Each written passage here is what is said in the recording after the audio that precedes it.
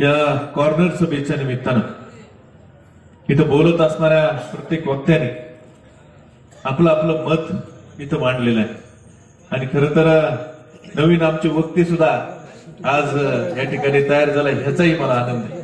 म्हणजे आबा कधी कधी पक्षाची उमेदवारी नाही मिळाली त्याचाही फायदा पाटील त्या ठिकाणी असतो. आपल्या नवीन तरुण सहकार्यांना त्या ठिकाणी बोलण्यासाठी संधी मिळते, भाषण करण्यासाठी संधी मिळते आणि नवीन माणसं तयार होतात. ह्याचा एक मनाला वेगळा खरं तर आनंद वाटतो. निवडणुकीच्या पार्श्वभूमीवर इथंच फक्त थोडं माग सरकून सभा झाली होती लोकसभेच्या वेळेस.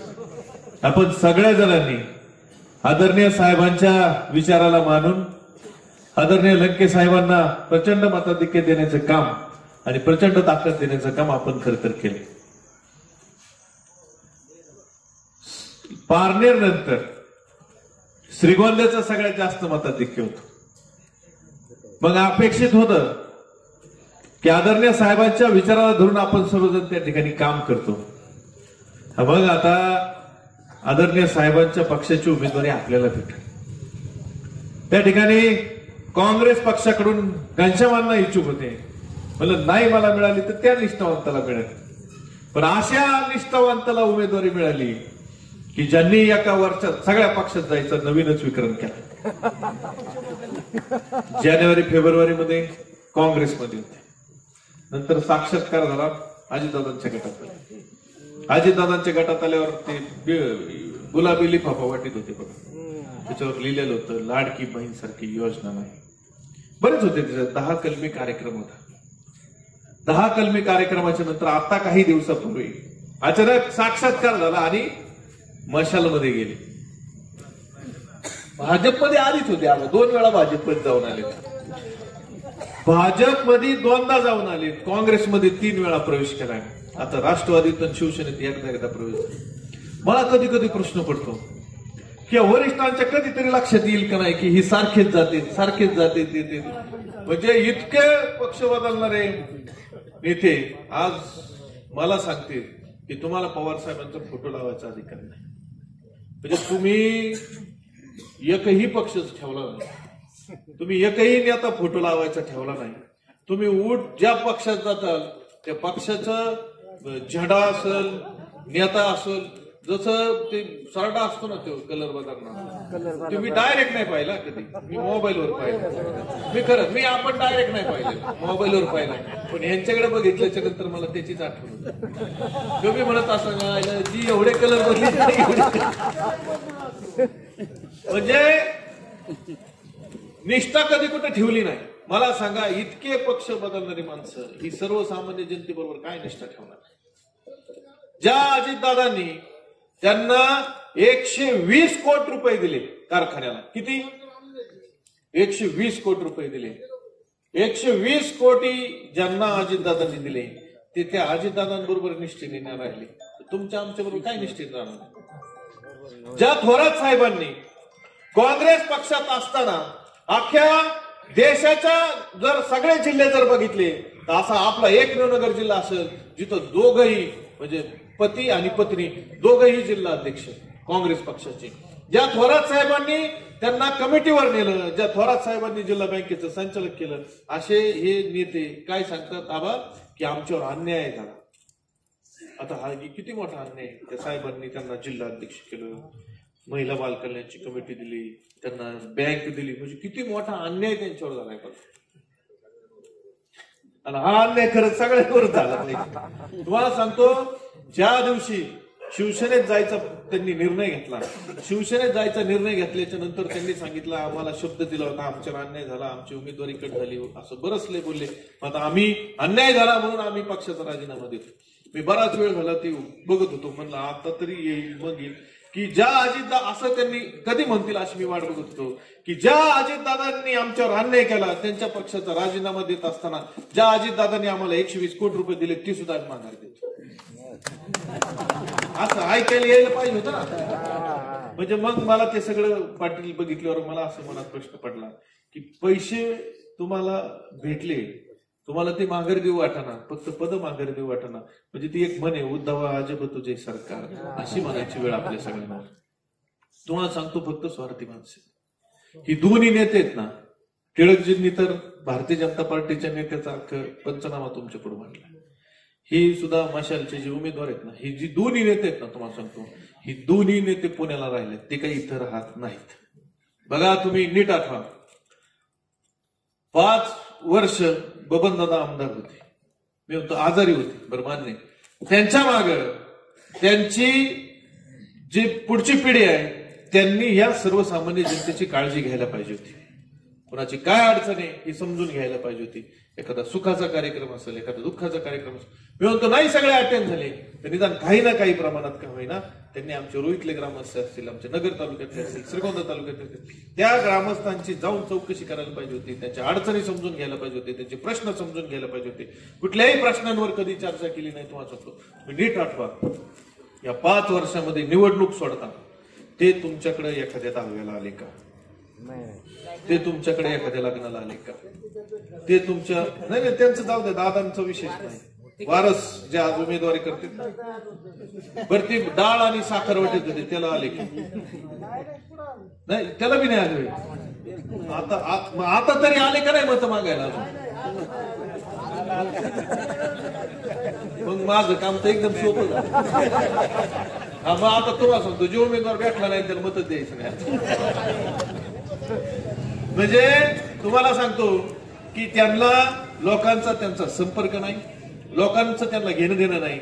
फक्त ज्या पद्धतीने सर्वसामान्य माणसाला त्यांनी फसवलंय, फसवून जे त्यांच्यावर गुन्हे दाखल झालेत, हे गुन्हे दाखल झाल्याच्या नंतर त्यांना फक्त या सगळ्या गोष्टीतून वाचायचंय.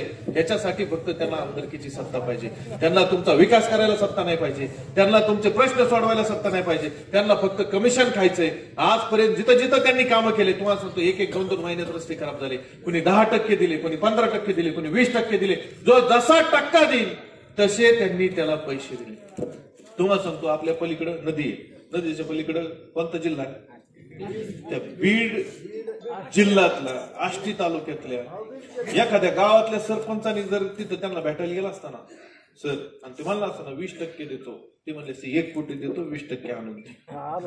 त्याला काही घेणं नाही, त्यांना मतदारसंघातल्या लोकांचं काही घेणं देणं नव्हतं. तुम्हाला सांगतो जो पैसे देईन त्याला फक्त पत्र द्यायचं काम केलं त्यांनी. तो आपला कार्यकर्ता आहे का, तो काय करतो ह्याला काय घेणं. जो मूर्ख आणि कर्जतला सुद्धा मला तर कळलं, मी आता ती माहिती मागवतोय, काही पत्र कर्जत तालुक्यात दिले त्यांनी तुम्हाला. आणि म्हणून हे असली ही माणसं आहेत, यांना लोकांचं काही घेणं नाही, यांना फक्त स्वतःचे प्रपंच मोठे करायचं काम करायचं. दोन्ही उमेदवार नौखे तुम्हाला सांगतो. दुसरे उमेदवार मशालवाले ज्यावेळेस अजितदादांच्या पक्षात होते त्यावेळेस त्यांची एक जनसंवाद यात्रा चालू होती. आपल्याकडे आलते म्हणजे ते पॉम्पलेट घेऊन फिरत होते बघा. हा घड्याळच, म्हणजे त्यावेळेस ते घड्याळाचे उमेदवार असताना त्यांची जनसंवाद यात्रा चालू होती. तुम्हाला सांगतो आता रामदास झेंडे सरांना किती जण ओळखतील? रामदास झेंडे सरांकडे या सगळ्या यात्रेचं नियोजन होतं. तुम्हाला सांगतो बरं, आता इथून हातोळण किती लांब आहे? 10 किलोमीटर नाही भरायचं, 5 ते 6 किलोमीटर भरायचं. आणि इथं हातोळणचे आमचे अक्षयजी इथं उपस्थित आहेत. तुम्हाला सांगतो किती 6 भरण ना, म्हणजे परत 7 भर, मी म्हणतो 8 भरण बाबा. मग आपल्या या हातोळणला आपण देवीचं हातोळण म्हणतो. मधी नदी आहे आणि पलीकडे एक हातोळण, बरोबर आहे ना? मी खोटं बोलत असलं तर सांग.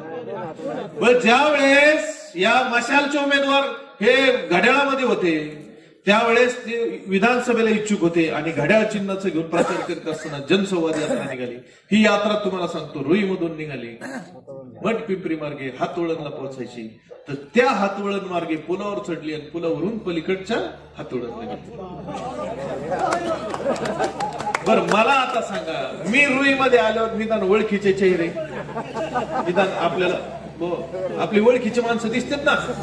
मग ओळखीची माणसं नाही दिसले आपण विचार करायला पाहिजे ना की आपल्याला ओळखीची माणसं पुढे गेली. तुम्हाला सांगतो तिथं सभा मंडपात गेले. सभा मंडपात बसल्याच्या नंतर तिथं दुपारचा टाइम होता, काही आपले सहकारी होते ते पत्ते खेळत होते.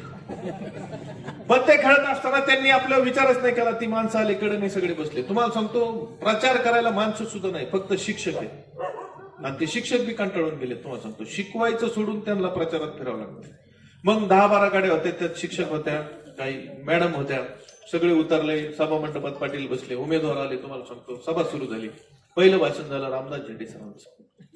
रामदास सरांनी जोरात भाषण केलं, असं करायचं तसं करायचं वगैरे वगैरे, तुम्हाला भाषण माहिती. त्याच्यानंतर त्यांच्या बरोबर एक म्हणजे एक वक्तृत्व करायला एक महिला आणली होती, चांगली भगिनी होती, चांगलं भाषण करायची, बाहेरचे आपले इथले नव्हते.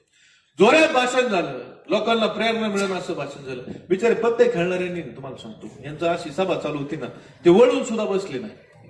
ते फक्त त्यांच्याकडे बघून म्हणायचे, हा तुम्ही बोला बोला बोला बोला, आणि ह्यांचा पत्ते खेळायचं काम चालू. ते आपलं रोजचं रुटीन होतं, रिलॅक्स माणसं बसलेलं होतं.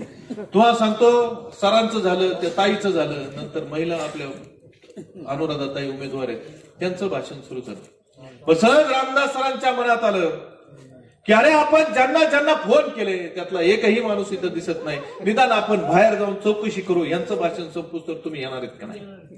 म्हणून ते सभा मंडपातून उठले, बाहेर आले. बाहेर आल्याच्या नंतर ते फोन लावणार की सहज वर बघितलं, सभा मंडपावर लिहिलेलं होतं, माननीय आमदार भीमरावजी धोंडे साहेब यांच्या स्थानिक विकास निधीतून मंजूर केलेले सभा मंडप, गाव हातवळण, हा औरंगपूरचं म्हणतेच, तालुका जिल्हा.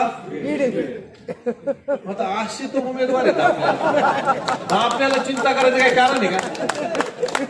टेन्शनच घ्यायचं नाही तुम्हाला.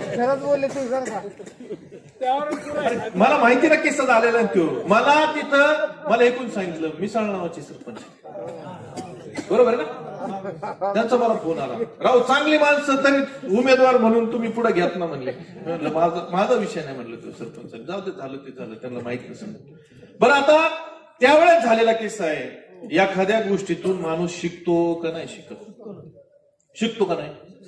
मग आता ज्यावेळेस ते घड्याळामध्ये होते सर, त्यावेळेस आष्टीला गेले. आता कोणत्या पक्षात आहे? आता मशालमध्ये माणूस. मग मशालमध्ये गेल्यावर तरी माणसाने सुधारलं पाहिजे का नाही पाहिजे, आपल्याला कळलं. ते जुनी म्हण असायची, ते मारुतीच्या बिबीत बोट घातलं काय आहे ना, काय झटका बसतो, माणूस सुधारतो, बोट घालायच नाही, बरोबर ना. मग आता तरी सुधारलं पाहिजे. तर तुम्हाला सांगतो, वडगाव नावाचं गाव आहे आणि त्याच्या पलीकडे शिंदोडी. मग शिंदोडी कुठे आहे? शिंदोडी ही शिरूर तालुका जिल्हा पुणे. मग आमच्या परत गाड्या निघाल्या प्रचाराच्या. 3 दिवसापूर्वीचा किस्सा आहे, जास्त दिवस नाही, 3 दिवसाचा, पुराव्यासहित देऊ शकतो. 3 दिवसापूर्वीचा हा किस्सा आहे. मग परत गाड्या सुसाट निघाल्या. गाड्या सुसाट अशा निघाल्या की इकडेच बघितलं नाही, वडगावला थांबायचे तर डायरेक्ट शिंदोडीत पोहोचले. तिथं बी असंच झालं, गावात रॅली झाली, भाषणं झाली, सभा झाल्याच्या नंतर फेसबुकवर ते टाकून बी दिलं त्यांनी. लगेच गडबड ना, लगेच आमदार व्हायची गडबडची होती की लगेच फेसबुकवर, इंस्टावर, सोशल मीडियावर, व्हॉट्सअपला सगळीकडे टाकून दिलं की शिंदोडीमध्ये अशी जोरदार सभा झाली. खालून लोकांनी सुरुवात केली, अहो शिंदोडी ही शिरूर तालुक्यातील नगर श्रीगोंदा विधानसभा मतदारसंघात नाही. तेव्हा ते डिलीट केलं. पण लोक हुशार आहेत, सगळ्यांनी बघून घेतलं ते. तुम्हाला सांगतो, अशी उमेदवार आहेत ज्यांना मतदारसंघाचं घेणं देणं नाही, ज्यांना माणसांचं घेणं देणं नाही, ज्यांचा आणि माणसांचं कुठंही परिचय नाही, अशी ही माणसं आहेत. त्याच्यामुळे माझी आपल्या सगळ्यांना विनंती, खरं तर मी नेहमी सांगतो, मी स्वतःला नशीबवान समजतो. मी नशीबवान ह्याच्यासाठी समजतो की तुम्ही मला आमदार केलं म्हणून मी निधी दिला. नाही तर मी निधी देऊ शकलो असतो का? तर मी देऊ शकलो नसतो. तुम्ही आमदार केलं म्हणून तुम्ही कामं सांगितले, चेअरमन म्हणून मी केले. नाही तर मी काय खिशातून थोडंच दिलं. पण तुम्ही जे मला एका घरातल्या मुलाप्रमाणे जपलं, तुम्ही तुमच्या मुलाप्रमाणे जपलं, तुम्ही तुमच्या लहान भावाप्रमाणे जपलं. हे जे मिळणारं प्रेम आहे ना, हे त्यांना पैसे देऊन सुद्धा मिळत नाही. जे मला तुमचं प्रेम आणि ताकद आणि ऊर्जा मिळते, हेच माझं खरं नशीब आहे. मी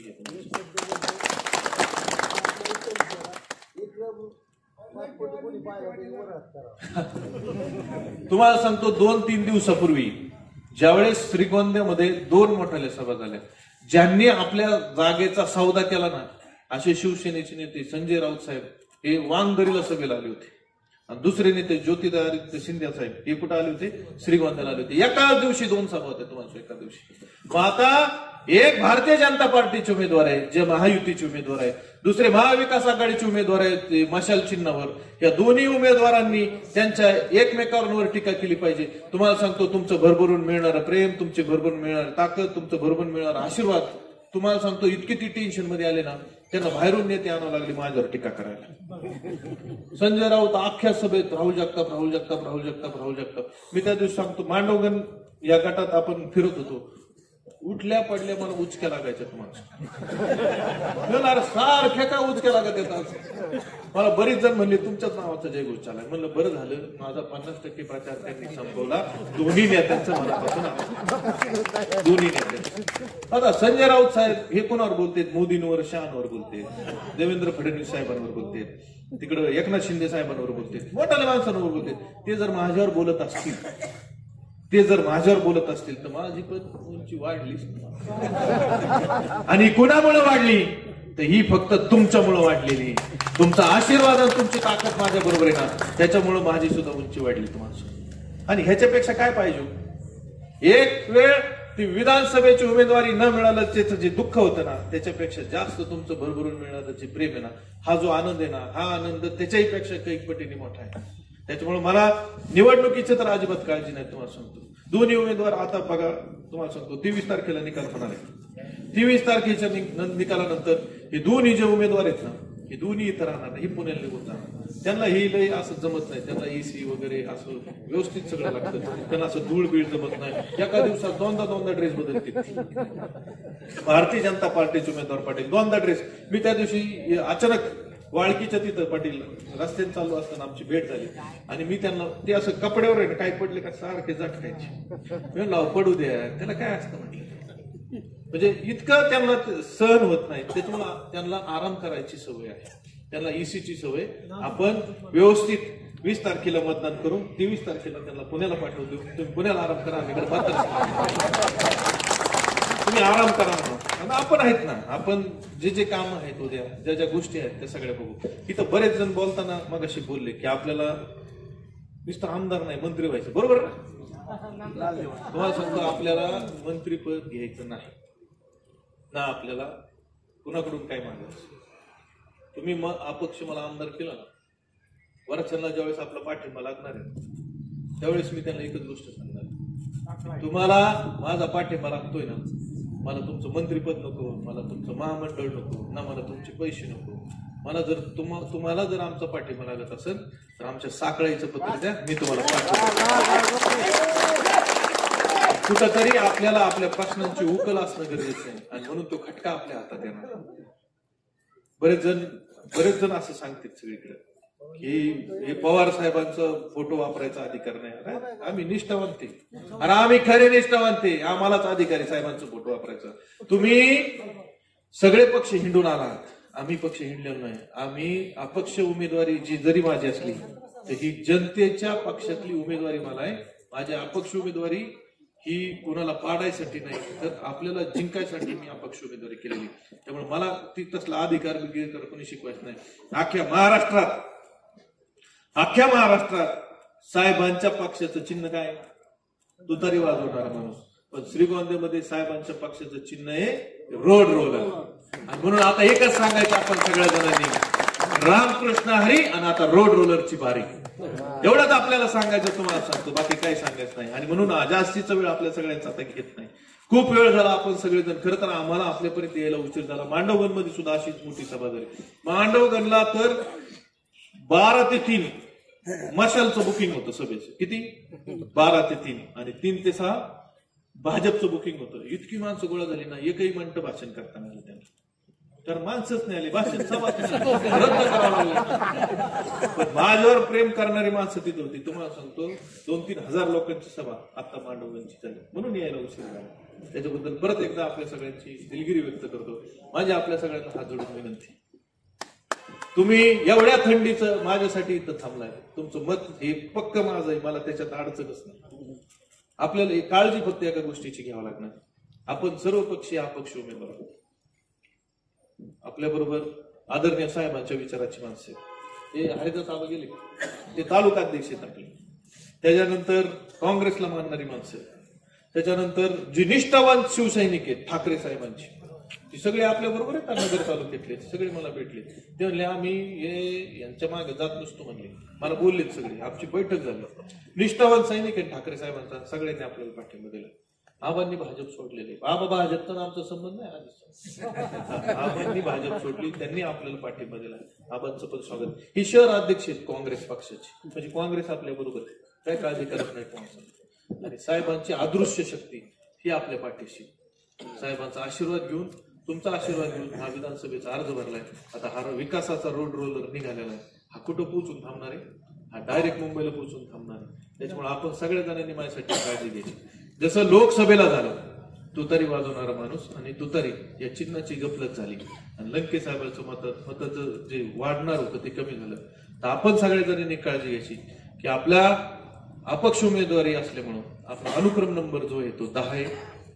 त्याच्या पुढे आपलं नाव आहे, त्याच्या पुढे फोटो आहे आणि फोटोच्या पुढं आपलं रोड रोलरचं चिन्ह आहे. या चिन्ह पुढचं बटन दाबून आपल्या सगळ्याला जास्तीचं मतदान घडून आणायचंय. आणि त्याच्यासाठी आजपासून 20 तारखेपर्यंत तुम्ही सगळ्या जणांनी माझ्यासाठी तो वेळ द्यायचा. फक्त 20 तारखेपर्यंत तुम्ही सगळेजण थोडं हातातली कामं दुकानदार बाजूला ठेवून तुम्ही सगळ्या जणांनी बासाहेब, नाही तर तुम्ही लगेच जाऊन तिथं काम चालू करता. हा तुम्ही सर, हा म्हणजे आता त्याच्यामुळे माझी आपल्या सगळ्यांनी विनंती, मला फक्त 20 तारखेपर्यंत वेळ द्या. 20 तारखेनंतरचा माझा सगळा वेळ हा फक्त तुमचा असेल. 5 वर्ष आमदार नसताना पण तुम्ही जिथं जिथं बोलवलं तिथं उभं राहिले. तुम्ही ज्या ज्या गोष्टी सांगितल्या त्या सगळ्या करण्यासाठी होतो. आता तुमच्या आशीर्वादाने अपक्ष आमदार आपण त्या ठिकाणी निवडून येणारच आहेत. उद्या विकासाच्या कामांच्या बाबतीत ज्या ज्या गोष्टी असतील, ज्या ज्या आपल्या भूमिका असतील, त्या सगळ्या भूमिका बजावण्याचं काम करू. 20 तारखेपर्यंत तुमचा वेळ मला द्या. 20च्या नंतरचा माझा सगळा वेळ हा तुमचा असेल. तुम्ही सांगताल ती उभं राहील, तुम्ही सांगताल ती जबाबदारी घेईल. त्याच्यात कुठल्याही प्रकारची अडचण येणार नाही. 5 वर्ष सत्तेत आमदार असताना आणि 5 वर्ष आमदार नसतानाही तुम्ही माझा अनुभव घेतलेला आहे. कधी एकही दिवस असं वागलो नाही की ज्याच्याने तुम्हाला असं एकदाही मनात शंका येईल की उगाच या माणसाच्या बरोबर आपण राहिलो. जे तुमचं माझं प्रेम, जी प्रेमाचं नातं आपलं जोडलेलं आहे ना, हेच उद्याच्याही काळात असंच वाढत राहील. त्याच्यात काळजी करू नका. पण माझी आपल्या सगळ्यांना विनंती आहे, आपल्या घरात ज्येष्ठ आहेत, माता भगिनी आहेत, त्यांना मतदान कसं करायचं हे तुम्हाला त्या ठिकाणी सांगावं लागणार. त्यामुळे आपण मतदानाची घरगुती प्रॅक्टिस माझ्यासाठी तुम्ही सगळ्या जणांनी घ्या. आणि 10 नंबरच्या पुढे आपलं नाव आहे, आपला फोटो आहे आणि रोड रोलरचं चिन्ह आहे. या चिन्ह पुढचं बटन दाबून आपण सगळ्या जणांनी मला आशीर्वाद द्या हीच आग्रहाची कळकळीची विनंती करतो. आणि रोड रोलरचं चिन्ह हे आपण सगळ्या जणांना समजून सांगा हीच विनंती करून या ठिकाणी थांबतो. रामकृष्ण.